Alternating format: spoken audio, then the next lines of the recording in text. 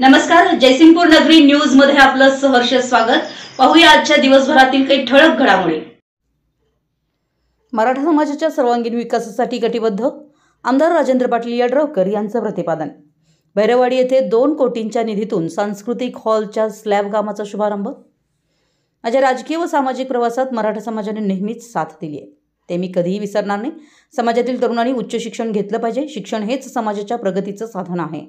मराठा समाजाच्या सर्वांगीण विकासासाठी मी नेहमीच प्रयत्नशील राहिलो असून यापुढेही कटिबद्ध राहीन, असं प्रतिपादन आमदार राजेंद्र पाटील यड्रावकर यांनी केलं।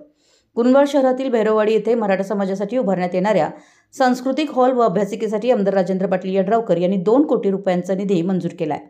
या हॉलच्या स्लॅब कामाचा शुभारंभ आमदार राजेंद्र पाटील यड्रावकर यांच्या हस्ते झाला। यावेळी ते बोलत होते।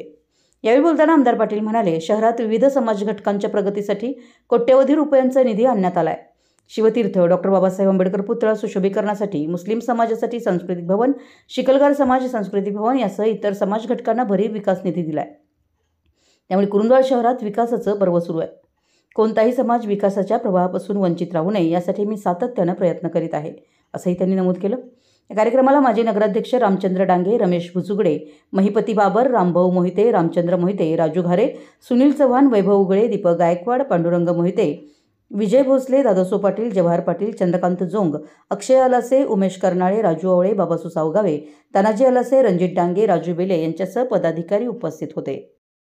आमच्या जयसिंगपूर नगरी न्यूज चॅनलला लाईक करा, सबस्क्राइब करा आणि हो, स्क्रीनवर दिसत असलेला व्हॉट्सअप नंबर तुमच्या मोबाईलमध्ये ॲड करा।